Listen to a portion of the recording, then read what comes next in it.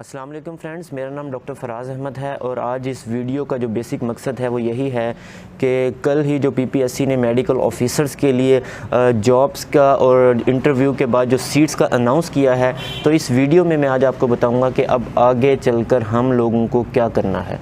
So video में आगे बढ़ने से पहले सबसे पहले मैं उन लोगों को मुबारकबाद पेश करना चाहता हूँ जिन लोगों ने पीपीएससी के लिए इंटरव्यूज़ दिए थे और उनकी अब सिलेक्शन हो गई है।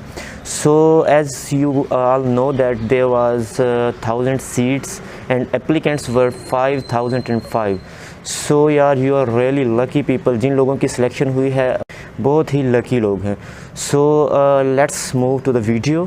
So the basic aim of video is कि इस वीडियो में अब मैं आपको डिटेल से बताऊंगा कि अब हमने आगे चलकर क्या करना है। सो गाइज़, आगे चल के आप सबसे पहले तो पीपीएससी की जो साइट है उसको विज़िट करते रहें।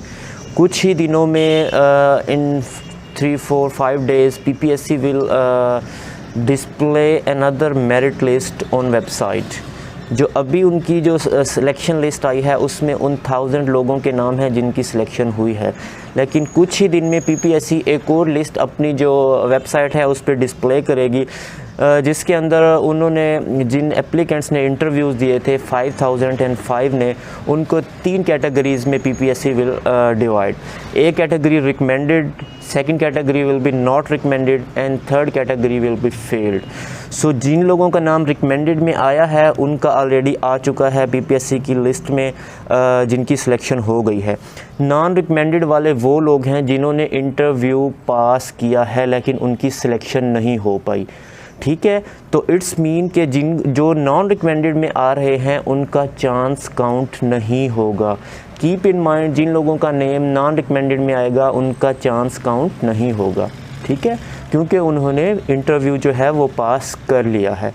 और जो थर्ड कैटेगरी होगी वो फेल्ड कैंडिडेट्स की होगी। इट्स मीन कि वो कैंडिडेट्स जो इंटरव्यू को पास नहीं कर पाए, सो उनका जो 3 चांसेस हैं पीपीएससी के लिए, उनमें से एक चांस जो है वो अवेल हो चुका है।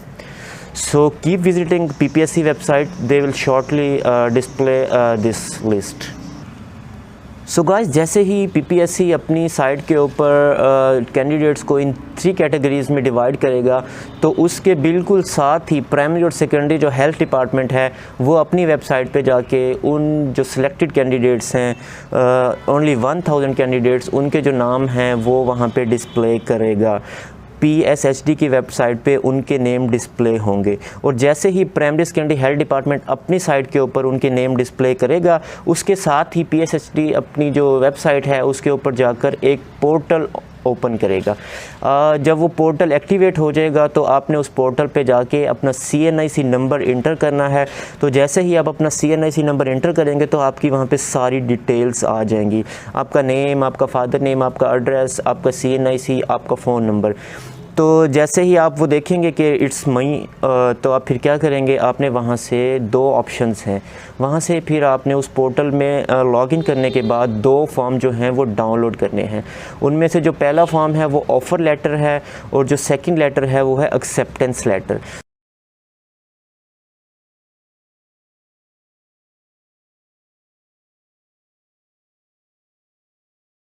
सो इन 2 लेटर्स को आपने प्राइमरी सेकेंडरी हेल्थ डिपार्टमेंट की वेबसाइट पे लॉगिन करने के बाद ये डाउनलोड कर लेना है। डाउनलोड करने के बाद आपके पास 2-3-5 डेज़ के अंदर ही आपने वो जो 2 लेटर्स हैं, ऑफ़र और एक्सेप्टेंस लेटर, सो ऑफ़र लेटर में all the terms and conditions will be given for your job.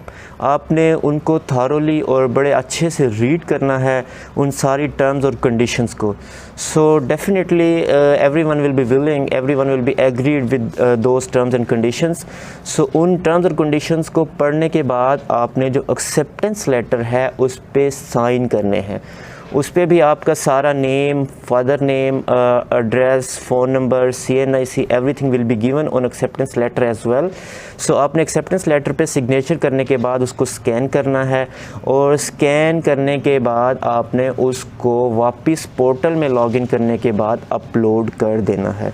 So acceptance letter पे साइन करके अपलोड करने का जो मकसद है उसका ये मतलब है कि आप उन तमाम टर्म्स और कंडीशन से एग्रीड हैं और उन तमाम टर्म्स और कंडीशन को एग्री करते हुए आप अपनी जॉब करना चाहते हैं। ठीक है, so keep in mind. So guys, अब आप अपने ऑफ़र लेटर को रीड करने के बाद एक्सेप्टेंस लेटर पे साइन करके उसको अपलोड कर चुके हैं। सो अब बारी आती है प्रेफरेंस लेटर की। You know what is preference? Preference basically ये है कि आपने पीपीएससी का एग्ज़ाम और इंटरव्यू क्यों दिया था। मोस्टली जो मेडिकल ऑफिसर्स हैं, डॉक्टर्स हैं, वो इसीलिए इंटरव्यू देते हैं कि किस तरह वो अपने डिस्ट्रिक्ट में जाके, अपने घर के पास जाके जॉब कर सकें और जो उनके लिए बहुत फिजिबल भी हो। क्योंकि एमबीबीएस में और उसके बाद हाउस जॉब में, फिर medical officer ad hoc basis पे बाहर रह के हर कोई आलमोस्ट ये सोच रहा होता है कि काश मेरी कोई जॉब हो घर के पास और मेरे लिए उसमें फिजिबिलिटीज़ हों। सो ये फिर बात आती है प्रेफरेंस लेटर की। सो प्रेफरेंसेस में आपके पास 10 प्रेफरेंसेस होती हैं। ये बिल्कुल वैसे ही है जैसे हम एफएससी करने के बाद एंट्री टेस्ट देते हैं और फिर जब मेरिट बनता है तो हम प्रेफरेंस देते हैं मेडिकल कॉलेजेस की। जैसे मोस्ट ऑफ द स्टूडेंट्स सबसे पहले केई को रखते हैं, फिर अल्लामा इकबाल को, सिम्स को, ऐसे ही जिनको Rawalpindi medical college RMC feasible पड़ता है तो वो आरएमसी को प्रेफरेंस दे देते हैं, कुछ निश्तर को प्रेफरेंस देते हैं। हर कोई अपनी फिजिबिलिटी को देख के प्रेफरेंस दे रहा होता है। सो गाइज़, यहाँ पर भी मेडिकल ऑफिसर की जॉब को देखते हुए आपने 10 प्रेफरेंसेस देनी हैं और 10 प्रेफरेंसेस आपने कैसे देनी है, इसके लिए यही है कि जब आप पोर्टल पे लॉगिन करेंगे, लॉगिन करने के बाद आप जब ऑफ़र और एक्सेप्टेंस लेटर डाउनलोड करते हैं और जिस टाइम आप अपलोड करते हैं एक्सेप्टेंस लेटर को साइन करने के बाद, तो वहाँ पे ऑनलाइन ही एक फॉर्म आपको विजिबल होता है जिसके अंदर 10 ऑप्शंस, 10 जो है ब्लॉक्स दिए होते हैं। उनमें जाके आपने एक एक हॉस्पिटल को मेंशन करना है जहाँ पे आप जॉब करना चाहते हैं। जैसे कि मैं आपको अपना सिनेरियो बताता चलूँ कि जैसे I really want to continue my duties in DHQ hospital Muzaffargarh. So अब जब मैंने एक्सेप्टेंस लेटर को साइन करके उसको स्कैन करके अपलोड करना है और जब वो प्रेफरेंस वाला लेटर में फॉर्म मेरे सामने आएगा तो डेफिनेटली मैंने फ़र्स्ट ऑफ ऑल पे डीएचक्यू हॉस्पिटल मुजफ्फरगढ़ मेंशन करना है। ठीक है, और सेकंड पे आप जो आपको फिजिबल हो, जहाँ पे आप जॉब करना चाहते हों, क्योंकि कुछ लोग हैं, बल्कि मैक्सिमम लोग पीपीएससी की जॉब इसलिए करते हैं कि उनको बीएचयू या आरएचसी मिले, जिसके आप सब जानते हैं कि नंबर्स भी ज़्यादा हैं। तो फिजिबिलिटी को देखते हुए आपने अब ऐसे ही 1 to 10 सारे प्रेफरेंसेस दे देने हैं। जैसे कि I will definitely right DHQ hospital Muzaffargarh, फिर मेरे घर के साथ बीएचयू है, I can also right that BHU as well. उसके साथ आपने 10 के 10 जो हैं वो ब्लॉक्स हैं उनको फिल करना है। ठीक है, और इन 10 को फिल करने के बाद आपने उनको अपलोड कर देना है। सो आपका जो है एक्सेप्टेंस लेटर भी उनके पास चला गया, आपकी प्रेफरेंसेस भी चली गई हैं। अब दोस्तों, पास्ट के अंदर यहाँ पे 2 सिनेरियोज़ चलते रहे हैं कि उन्होंने ये जो ऑनलाइन आपने प्रेफरेंसेस अपलोड की हैं उनकी बेसिस पे भी आपको सिलेक्शन मिलती रही है, लेकिन जो लास्ट पीपीएससी की सीट्स आई थी मेडिकल ऑफिसर्स के लिए और डब्ल्यूएमओज़ के लिए, उनकी सिलेक्शन के बीच एक थोड़ा सा इशू आ रहा था। तो जिसकी वजह से पीपीएससी ने क्या किया था, पीपीएससी ने फिर जो सिलेक्शन थी 1000 सीट्स की, उनमें से डेली 30 to 50 स्टूडेंट्स को या डॉक्टर्स को वो लाहौर पीपीएससी ऑफ़िस में कॉल करते थे। पीपीएससी ऑफ़िस में कॉल करने के बाद वो फिर वहाँ पे आपको बिठा के और पूछते थे कि आपने जॉब कहाँ पे करनी है।